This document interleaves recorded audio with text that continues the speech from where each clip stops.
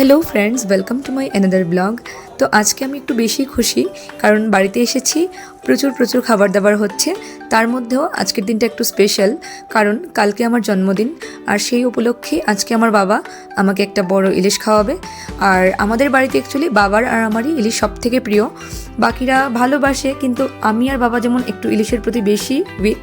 তো কোনো একটা ভালো অনুষ্ঠান হলেই বাবাও ইলিশ নিয়ে আসে, সামটাইমস আমিও নিয়ে আসি। তো ইলিশটা রান্না হবে রাতে, এখন প্রস্তুতি চলছে চাটনির।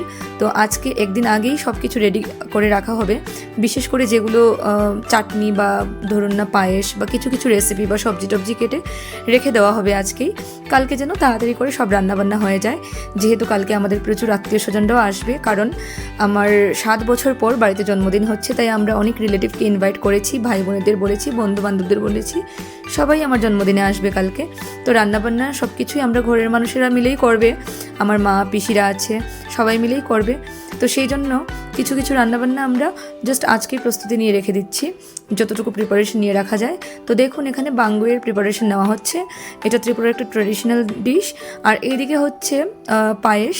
তো পায়েসটা বানানো হচ্ছে, বানিয়ে রেখে দেওয়া হবে। আর এইদিকে হচ্ছে ইলিশ মাছ ভাজা। তো একজন ননভেজের দিকে আর একজন ভেজের দিকে রান্না করছে।